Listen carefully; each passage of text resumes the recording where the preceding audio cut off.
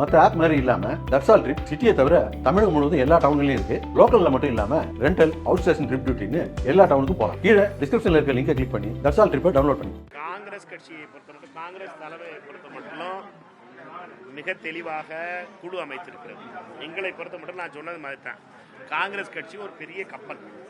இந்த கப்பலை பொறுத்த மட்டும் நாங்கள் மற்ற கட்சிகள் மாதிரி லெஃப்ட்ல லைட்டு போட்டு இண்டிகேட்டர் போட்டு ரைட்டில் திரும்ப முடியாது.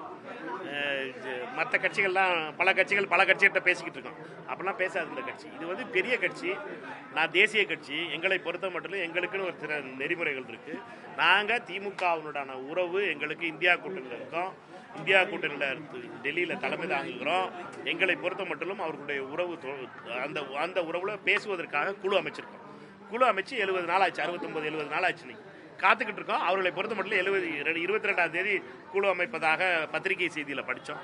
எங்களுக்கு முழுமையாக நம்பிக்கை இருக்கிறது. எங்களை பொறுத்த மட்டும் எங்களுக்கு உரிய மரியாதை கிடைக்கும் என்ற நம்பிக்கை எங்களுக்கு முழுமையாக இருக்கிறது. ஏனென்றால் அன்பு தலைவர் ராகுல் காந்தி அவர்கள் தமிழக முதலமைச்சரை அன்பு சகோதரர் என்று அழைப்பவர். அவர்களுடைய உறவு மிக சிறப்பாக இருக்கிறது. எங்களுக்கும் நம்பிக்கை இருக்கிறது. ஆனால் எங்களுக்கு வருத்தமெல்லாம் என்னென்னா, மாவட்ட செயலாளர் திரு தளபதி போன்றவர்கள் காங்கிரஸை இழிவாக பேசியதும், தமிழ்நாடு காங்கிரஸ் கமிட்டியுடைய தலைவர் அண்ணன் செல்வ பெருந்தகை அவர்கள் மீது நடவடிக்கை எடுக்க சொல்லியும் 20 நாளைக்கு மேலே ஆயிடுச்சு. எந்த நடவடிக்கையும் கிடையாது, எந்த மன்னிப்பும் கிடையாது, எந்த வருத்தம் கூட கிடையாது. அதனால என்னன்னா, இது பரவுது. திமுகவினுடைய தோழர்கள் காங்கிரஸ்காரர்களை அவமானமாக பேசுவது. அதாவது என்னன்னா, அந்த இதில் என்ன சோசியல் மீடியாவில் அந்த அல்ற சில்ற ஐடிவிங் பண்ணுறது கூட பரவாயில்ல, ஆட்டம் கூட பரவாயில்ல. அந்த அல்ற சில்ற ஐடிவிங் என்னன்னா, இது என்ன நம்ம சாம்சங் போராட்டம் நடக்கும்போது பார்த்தீங்கன்னா கம்யூனிஸ்ட் தலைவர்கள் எல்லாம் ரொம்ப கேவலமாக பேசினாங்க. அதுக்கு முன்னால் விடுதலை சிறுத்தைகளுடைய தலைவர் அண்ணன் திருமா அவர்களை ஒரு ஜாதி கட்சி தலைவராக பேசினாங்க. இதெல்லாம் அவர்களுக்கு பழக்கமாகி போயிடுச்சு. காங்கிரஸ் கட்சிக்காரர்களையும் அப்படித்தான் பேசிக்கிட்டு இருக்காங்க. அல்ற சில்ற ஐடி டீமை பொறுத்த வரைக்கும். எங்களை பொறுத்த மட்டும் இதெல்லாம் ஒரு பஞ்சாயத்து கிடையாது எங்களுக்கு. இதெல்லாம் கடந்து வந்தவங்க. நாங்கள் சண்டை விட்டுருக்கு பாஜக காரங்களோட, ஆர்எஸ்எஸ் சங்கிகளோட. இதெல்லாம் ஒரு பஞ்சாயத்து கிடையாது. ஆனால் எங்களை பொறுத்த மட்டும் பொது இடங்களில், பொது மீட்டிங்கில், ஒரு பப்ளிக் மீட்டிங்கில் ஒரு மாவட்ட செயலாளர் அப்படி பேசுகிறாரு, அடுத்து அமைச்சர்கள் அப்படி பேசுகிறாங்கும் போது ரொம்ப வருத்தமாக இருக்குது. அவர்கள் மீது எந்த ஒரு எச்சரிக்கையும் கிடையாது, எந்த நடவடிக்கையும் கிடையாதுங்கும் போது ஃப்ரீ ஃபார் ஆல் ஆகி போச்சு. இப்போ என்ன ஆயிடுச்சுன்னு கேட்டீங்கன்னா, எங்களை மட்டும் அடிச்சுக்கிட்டு இருக்க முடியாது, நாங்கள் மட்டும் அடிவாகிட்டு இருக்க முடியாது, நாங்கள் மட்டும் அவமானப்பட்டுக்கிட்டு இருக்க முடியாது.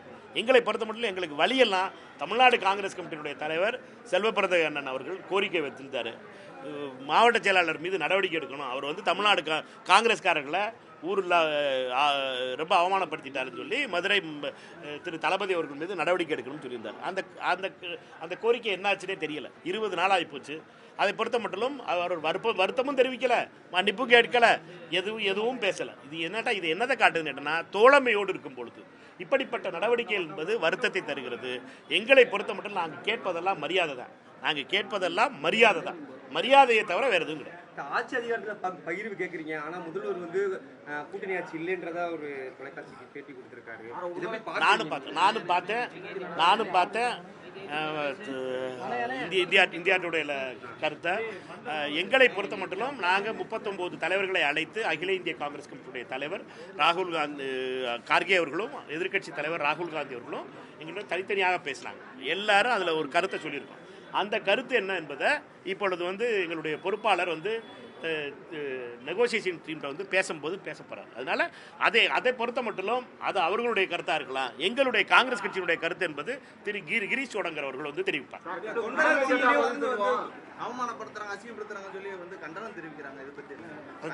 நான் சொன்னேன்னா, எங்களுக்கு தேவையெல்லாம் மரியாதை. எங்களை பொறுத்தவரை நான் உங்களை மதிக்கிறோம். நீங்கள் திரு தளபதி அவர்கள் போன்றவர்கள் எங்களை அவமானப்படுத்தும் பொழுது, அமைச்சர்கள் அவமானப்படுத்தும் போது அமைதியாக விட்டீர்கள் என்றால் இந்த அல்ற சில்ற ஐடி டீம் பண்ணுறதை கூட விட்டுருங்க. ஆனால் என்னென்னா, இவர்களை பொறுத்த மட்டும் காங்கிரஸ் தலைவர்களை இப்படி பேசுகிறத நீங்கள் அனுமதிப்பதனால் காங்கிரஸ் தொண்டர்கள் இப்படி பேசுகிறாங்க. காங்கிரஸ் தொண்டர்களுக்கும் அவர்களும் மனிதர் தானே, அவர் ஒன்றும் ரோபோட்டிக் இல்லையே, அவர் கேட்டுட்டு பேசாமல் இருக்கிறது. அவர்களை பொறுத்த மட்டும் காங்கிரஸ் தொண்டர்கள் நீங்கள் இன்னைக்கு தெற்கு மாவட்ட காங்கிரஸ் கமிட்டியுடைய கூட்டத்தில் அதை தான் பார்க்க முடிச்சு. அவர்களுடைய கோபம் எல்லாம் என்னட்டா, அவர்கள் மீது அவமானப்படுத்தும் பொழுது, அவர்களை அவமானகரமாக பேசும் பொழுது, ஊரில் பூத்தில் ஆள் இல்லை, ஊருக்கு 4 பேர் இருக்கேன்னு சொல்லி வார்த்தைகள்லாம் சாதாரணமாக வெறும் வலிக்கின்ற வார்த்தைகள். அதை இப்படி உங்களை பற்றி யாராவது சொன்னாங்கன்னா உங்களுக்கு எவ்வளோ இதாக இருக்கும். எங்களை பொறுத்த மட்டும் நாங்கள் கேட்பதெல்லாம் தோழமையாக இருக்கும் பொழுது மரியாதையாக இருக்கு. நாங்கள் உங்களுக்கு தோல் குடிச்சு உங்களை அரியணையில் ஏற்றி வச்சுருக்கோம். உங்களுக்கு நாங்கள் எங்கிட்ட கம்மியான ஆளாக இருக்கலாம், எங்களை பொறுத்த மட்டும் எங்கிட்ட பணம் கம்மியாக இருக்கலாம், ஆனால் இப்போ ஆளுகள் கம்மியாக இருக்கலாம், ஆனால் எங்களுடைய பலம் இல்லாமல் நீங்கள் அரியணையில் ஏறி இருக்க முடியாதுங்கிறத மறந்துடாதீங்க. எங்களை பொறுத்த மட்டும் நீங்கள் செய்ததை நாங்கள் மறக்கலை. நீங்கள் எல்லாரும் உதவி செஞ்ச போது நாங்கள் மறக்கலை. எங்களை பொறுத்த மட்டும் நாங்கள் உங்களுடைய அன்பை உங்களுக்கு மரியாதை கொடுக்குறோம், நீங்கள் எங்களுக்கு மரியாதை கொடுங்க. இது போன்ற சுவாரஸ்யமான புது தகவல்களை தெரிஞ்சுக்க தமிழ் ஜனம் சேனலை உடனே சப்ஸ்கிரைப் பண்ணிக்கோங்க.